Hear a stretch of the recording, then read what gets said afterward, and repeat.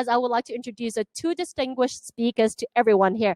And sitting next to me, they are actually the founder of Studio Gooris Limited, Mr. Frédéric Gooris, and also the founder of Rollogo Limited, Mr. Stevenson Lau.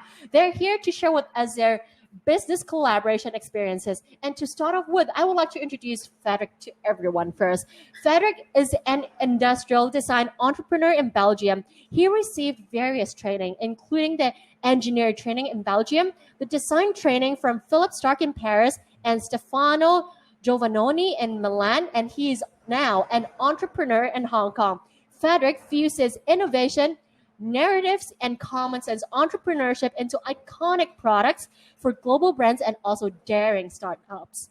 His firm, Studio Gooris, was awarded 20 international design awards last 2 years, as well as the most valuable company in Hong Kong for design and innovation, confirming the studio's place at the creative forefront in Hong Kong and also China. And definitely, I would also like to introduce Mr. Stevenson Lau for everyone.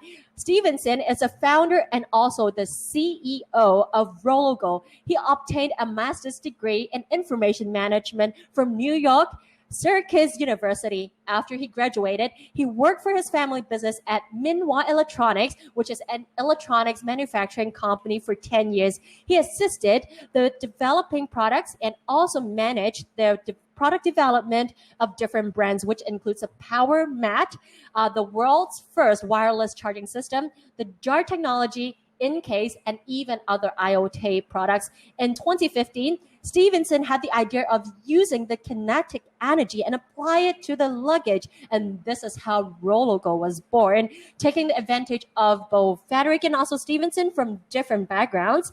They collaborated to produce a product which design and technology elements are included, which is a luggage called Escape. And before I pass the time to both of them, if you have any questions that you would like to direct to our speakers after their sharing, please feel free to type your questions in our chat box. And if coincidentally, the question that you would like to ask already appear in the chat box, simply click the vote button next to the question, as our system will rank the questions according to its popularity. And we'll try to address some of the questions in the Q&A section. Okay, now I think Frédéric and also Stevenson and also all our audiences at the screen are ready. So without further ado, I'd like to pass the time and also the stage to Frédéric and Stevenson. Thank you. So it all started off with reinventing the wheels. At the beginning, want to create the world's first power generating luggage. And we figured that, hey, while everybody is pushing and pulling the luggage, there's a lot of movement going around, and we want to use this movement, the kinetic energy, to power up devices. So what we did is that we consider what is the regular traveler's behavior. When they're pushing the luggage, they're turning the luggage, and everything about it. We want to create a 4-wheel spinner luggage at the beginning, because 2-wheels luggage is quite outdated. The challenge comes when there's 50 different parts per wheel that we have to put into a small luggage, and we can't make the luggage wheel extremely big, or else it just doesn't look like a regular luggage at all. So with that, I started sketching up some of what I think of what a beautiful luggage looks like. I took a look at what's existing out there, put a sketch, found a luggage manufacturer, and then brought the drawings to them. And then I say, hey, please make this for me. They made the luggage, brought it back to me, and I saw the luggage. My first thought is, if someone gave this luggage to me as a gift, I wouldn't even want to be seen with it. And this is when I realized that just putting technology into a product is not enough. You need to have it to look nice, look beautiful. And that's when I was looking for a designer. And I met Frédéric. I said, Frédéric, please help me. You got to save me, save the design. Please make it look good. So, yes, Stevenson came over and he said, can you please fix the design for me? And most people think that to make a product that sells well, you need two things. One is technology, and the other thing is design. Or in other words, it needs to look good. And people tend to believe that once you have those two things in a product, well, then commercial success will automatically follow. That's not exactly true. Both technology and design are means to an end. And that end is that people these days are looking much more for experiences. People used to define themselves or have themselves identified through the products that they buy. These days, it's much more through the experiences that they go after. So as designers, the challenge now is to design meaningful human-centric experiences and then design the products to make that experience a reality. Or in other words, as I like to call it, create a story where your consumer is going to be the hero. Now, why stories? Why do I use that word? Well, because everybody loves a good story. We are hardwired to love good stories, and there's a reason for it. We're all human beings, and human beings are empathic beings, meaning we want to love, we want to be loved, we want to belong.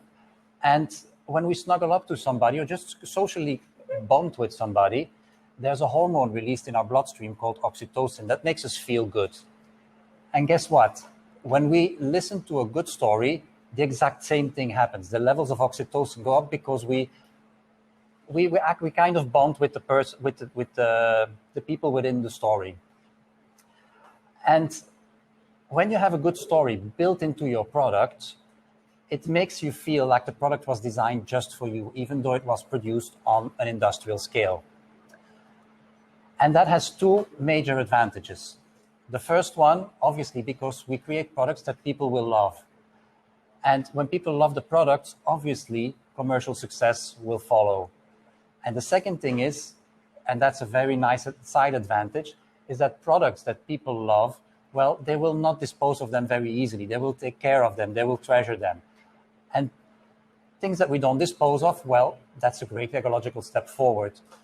Now, these objects of love, how do we create them? It's all easier said than done. So in the case of the luggage, well, we figured that a smart luggage with the power generating wheels can be used for many different purposes. But I think for the most ideal purpose and the most ideal user to use this luggage, we feel that's the business travelers. Why business travelers? Because they're always high in demand of making sure that all their gadgets, their phone doesn't run out of batteries. So we want to give them an experience where, regardless of where they're going, where they're traveling, they will always have power on the go. And to elaborate more about...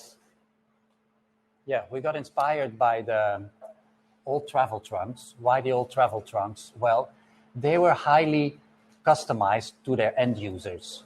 You were having these magic transformer boxes that wherever you stopped, you would stay for the night, and you open your first box and poof, poof, poof, and I have my closet, and you open your second box and poof, poof, poof, I have my bar with my whiskey and my glasses and so on and so on. And what made these travel trunks so special was exactly because they were so highly customized to the experience of the user. Now, we know quite a bit about the business traveler.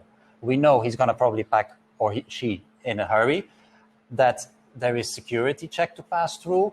You need to have a space to work, most of all.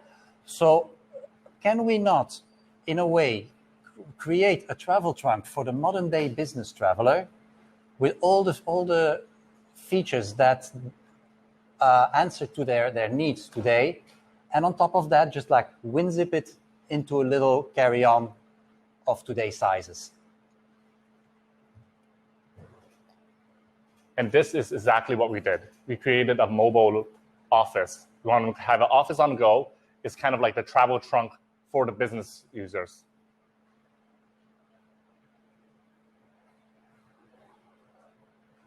And to elaborate more on this, the power on the go for business users, there's definitely a lot of challenges that we did with the wheels. We have to consider what's the average walking speed.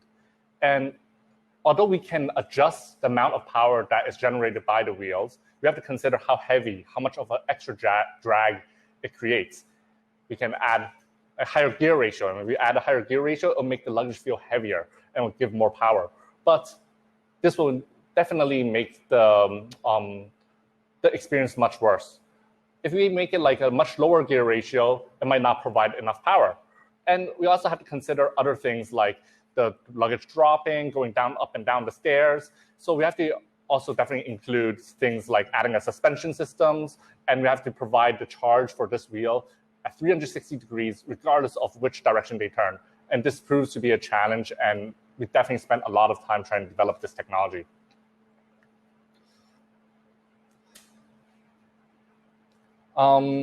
So besides from the power generating wheels, we realized that, hey, not everybody wants to focus on getting more power. Provide a unique experience for the business travelers. And one of the things that what can they do for a mobile office is to have a working space. So this is why we created a flat top for our luggage. And this might not be very apparent to you guys, but actually in the market, there's pretty much no luggage that have a completely flat top where you can put a laptop on top of it and start working as a desk. The reason why is because the general luggage structure, they have a handlebar in the middle. So there will, regardless of how you put the luggage on top, the handlebar will make it not as sturdy and kind of, you can use it as a desk.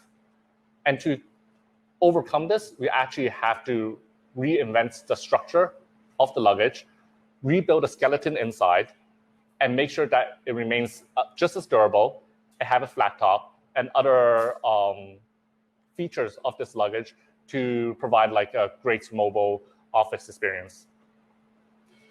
Yeah, so when you travel generally, when you need to go through your security check, you have your sunglasses here, you have your wallet in the back, your passport is here. So it's always a mess when you arrive at the security check.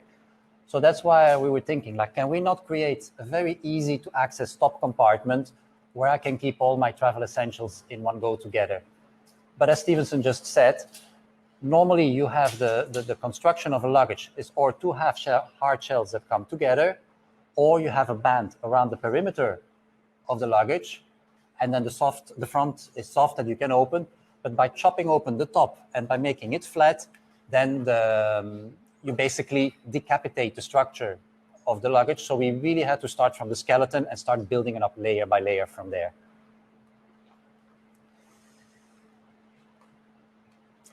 So normally also on the luggage, in the front, you have the zipper where you put your magazine. But once your luggage is full, that zipper is tensed. So when I try to put in my magazine or grab something out, I always scratch my hands. So we were thinking, like, is there no way that we can make this a more pleasant experience? And what we did was to create a magnetic door that turns around the corner. So because it turns 90 degrees, magazines cannot fall out. And when you open it up, it's very easy to take things in and out without having to deal with a zipper that can hurt you. And then when you arrive at your security check, as I said before, you have all the stuff that you need to have to go to the machine that is in that top compartment.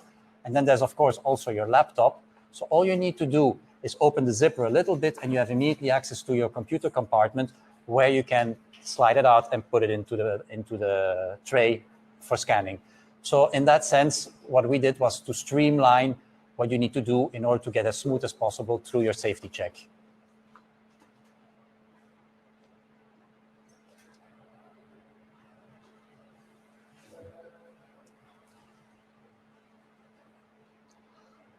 Well, we also have multiple different types of accessory compartments.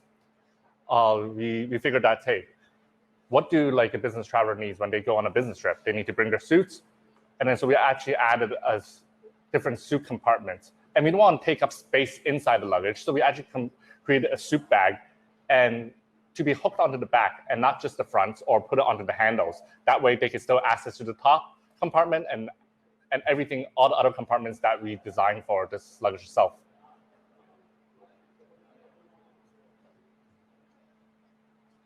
When we talk about luggage, we also think about what materials that we're going to use. And we want to use a beautiful material. At the same time, this beautiful material needs to be completely weatherproof.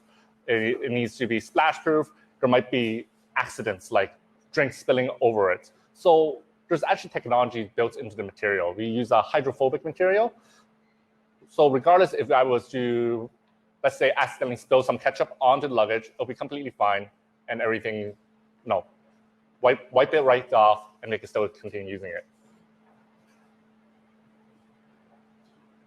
Yes, so the material that we chose was very consciously not a heavy-duty nylon bag, because when I travel for business, I arrive at my meeting nicely with my suit and with something that is meant to survive World War II. So obviously the two don't match together. So we chose a polyester fabric, nice mélange, and makes the luggage look like it actually rolled out of the tailor shop together in the same place as where I had my suit made. So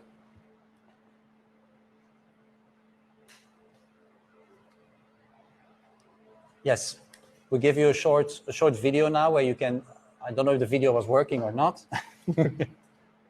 We had a short video here to show you exactly how the luggage goes.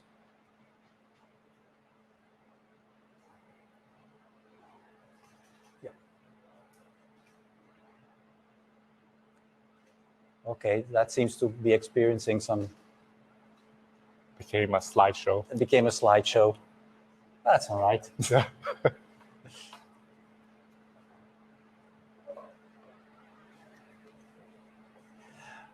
Okay.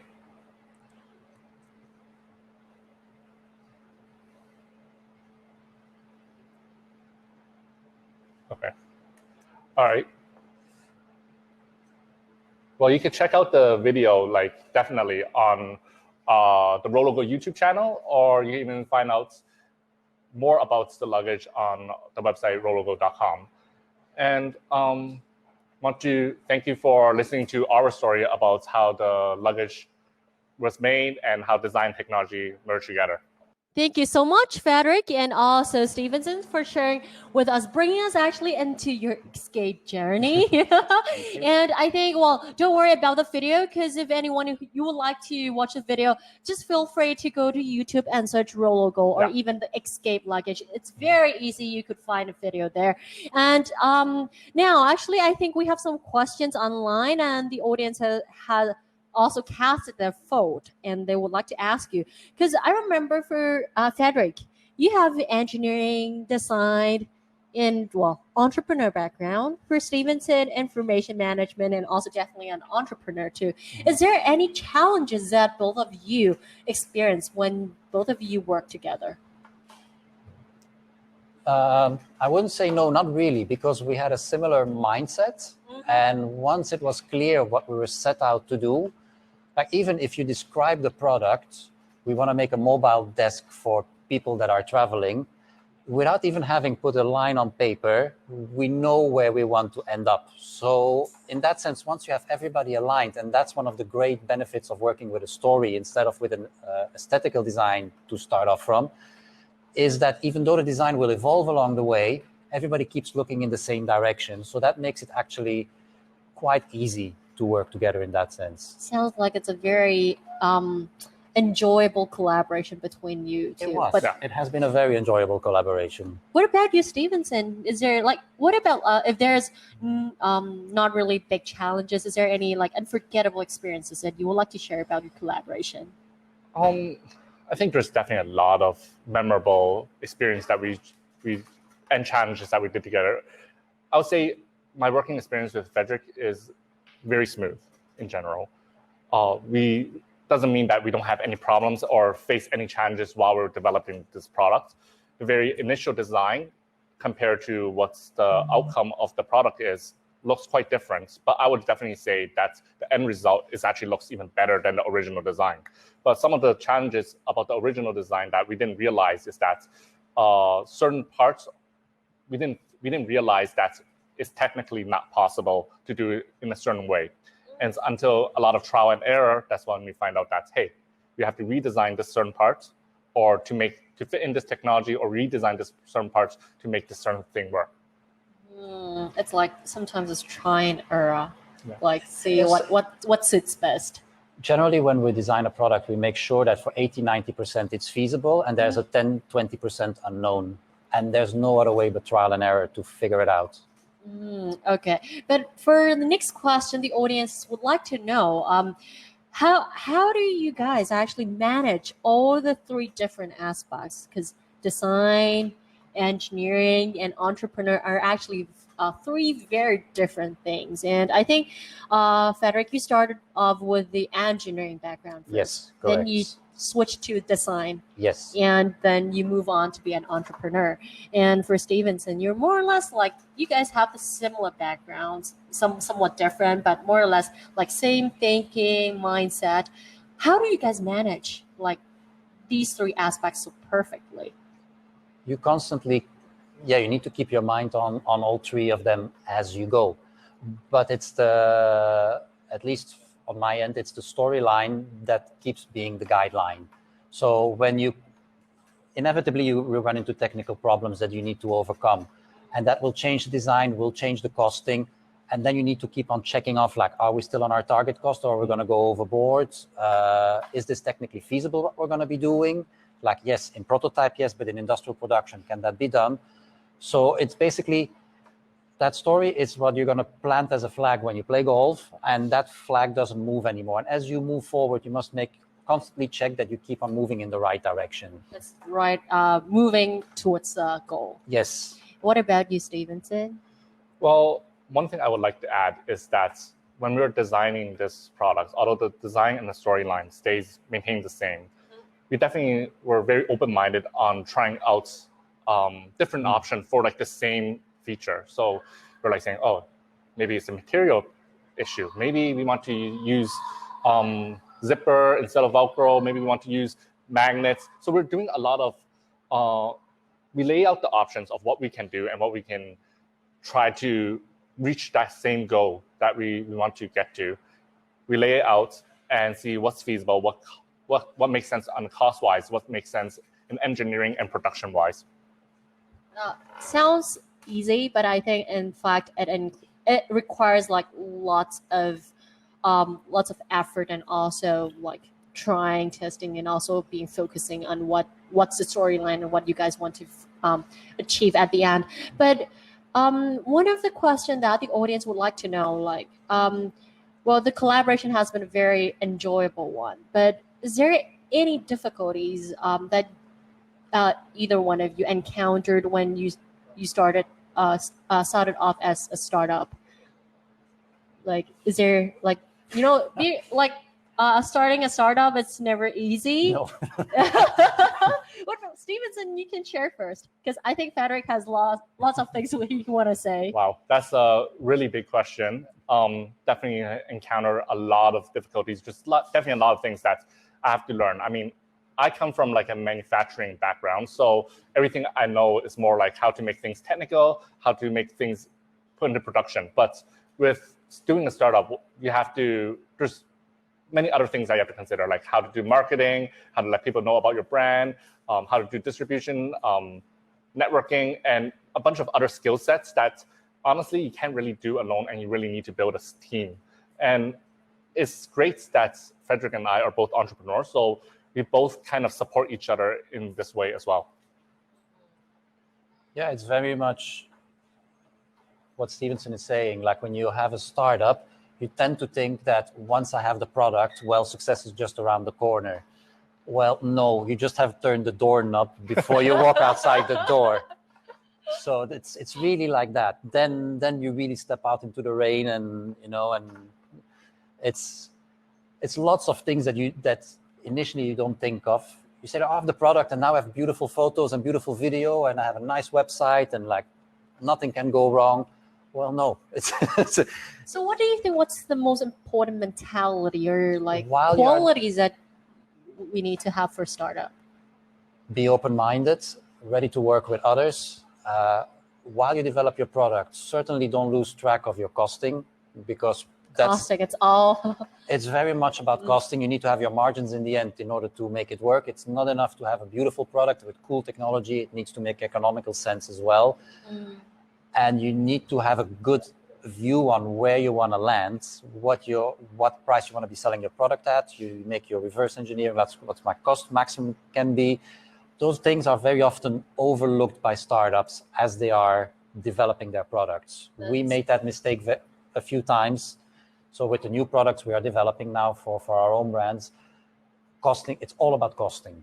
So it's open-minded, also find collaborators, and also remember about the costing. Very much. But I think I have a very short last question for both of you. I would like to know, because you guys started off with the like engineering background. What motivated you to switch to like design? Is it, you can see like, okay, design, crossover technology, it's a future prospect. Yeah, What's important between that? In Belgium, I had the option when you're studying for being an engineer, like what you want to specialize in. Is it architecture? Is it civil engineering? And one of those options was product design. And I was very attracted by the small scale of the objects that are immediately around us. And I started off as studying for being an architect, and then I switched to becoming a product designer because I was interested by the much smaller scale. Smaller products. Yes. More interesting. What about you, Stevenson? Well, I haven't gone to any design school or anything like that, but I think what motivated me to make a beautiful luggage is that there's a lot of products and tech products out there that they don't really focus on the user's experience. So it might have the functionality, but when you start using it, maybe you don't want to, like the first luggage I designed, yeah, sure, it has the same technology, but then I don't want to be seen with it. Or maybe the user interface or everything about the user experience is just horrible. And I think that's when design kicks in. Like, a well-designed product is very thoughtful. Every part about it, we put our hearts into it to get something done. And I'm something that we're both very proud of, and we use in our travel. I think this, in fact, design crossover technology enhance user experience and also adds more value towards the product. So, well, I think here wraps up the first section of our presentation in this seminar. And once again, thank you so much, Frédéric and Stevenson, for sharing your story, like the escape story with us. Thank you so much.